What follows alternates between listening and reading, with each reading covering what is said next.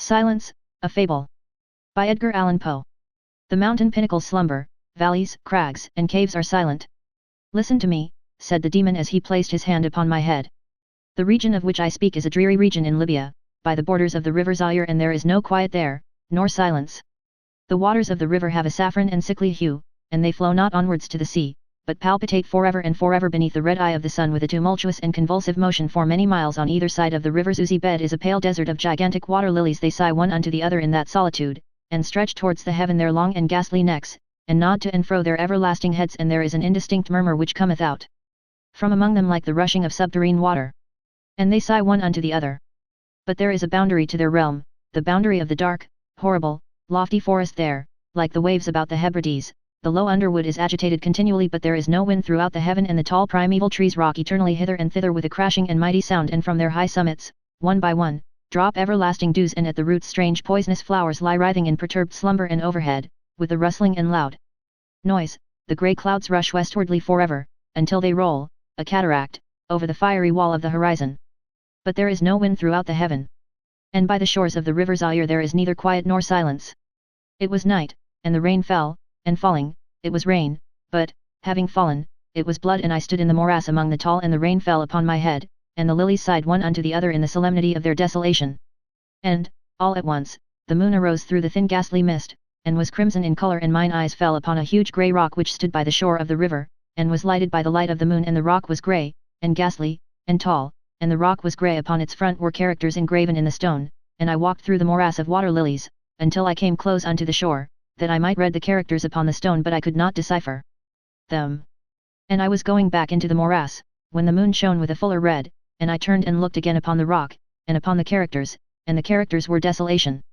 And I looked upwards, and there stood a man upon the summit of the rock, and I hid myself among the water lilies that I might discover the actions of the man. And the man was tall and stately in form, and was wrapped up from his shoulders to his feet in the toga of old Rome, and the outlines of his figure were indistinct, but his features were the features of a deity, for the mantle of the night, and of the mist, and of the moon, and of the dew, had left uncovered the features of his face, and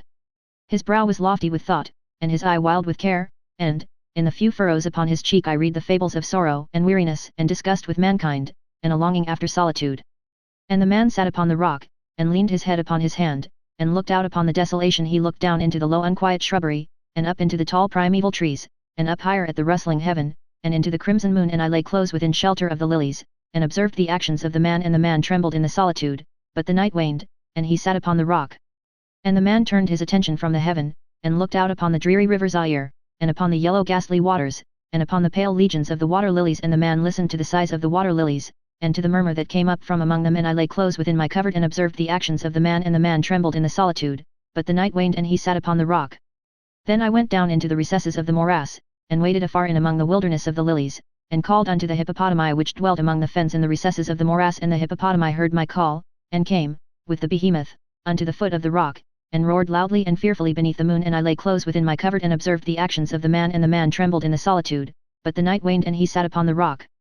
Then I cursed the elements with the curse of tumult, and a frightful tempest gathered in the heaven where, before, there had been no wind, and the heaven became livid with the violence of the tempest, and the rain beat upon the head of the man, and the floods of the river came down, and the river was tormented into foam, and the water lilies shrieked within their beds, and the forest crumbled before the wind, and the thunder rolled, and the lightning fell, and the rock rocked to its foundation. And I lay close within my covert, and observed the actions of the man. And the man trembled in the solitude, but the night waned, and he sat upon the rock. Then I grew angry and cursed, with the curse of silence, the river, and the lilies, and the wind, and the forest, and the heaven, and the thunder, and the sighs of the water lilies, and they became accursed, and were still, and the moon ceased to totter up its pathway to heaven, and the thunder died away, and the lightning did not flash, and the clouds hung motionless, and the waters sunk to their level and remained, and the trees ceased to rock, and the water lilies sighed no more, and the murmur was heard no longer from among them, nor any shadow of sound throughout the vast illimitable desert. And I looked upon the characters of the rock, and they were changed, and the characters were silence. And mine eyes fell upon the countenance of the man, and his countenance was wan with terror, and, hurriedly, he raised his head from his hand, and stood forth upon the rock and listened, but there was no voice throughout the vast illimitable desert, and the characters upon the rock were silence. And the man shuddered, and turned his face away, and fled afar off, in haste, so that I beheld him no more. Now there are fine tales in the volumes of the Magi, in the iron-bound, melancholy volumes of the Magi. Therein, I say, are glorious histories of the heaven, and of the earth, and of the mighty sea, and of the genii that overruled the sea, and the earth, and the lofty heaven. There was much lore too in the sayings which were said by the Sibyls, and holy, holy things were heard of old by the dim leaves that trembled around Dodona, but, as Allah liveth, that fable which the demon told me as he sat by my side in the shadow of the tomb, I hold to be the most wonderful of all. And as the demon made an end of his story, he fell back within the cavity of the tomb and laughed. And I could not laugh with the demon, and he cursed me because I could not laugh. And the lynx which dwelleth forever in the tomb, came out therefrom, and lay down at the feet of the demon, and looked at him steadily in the face.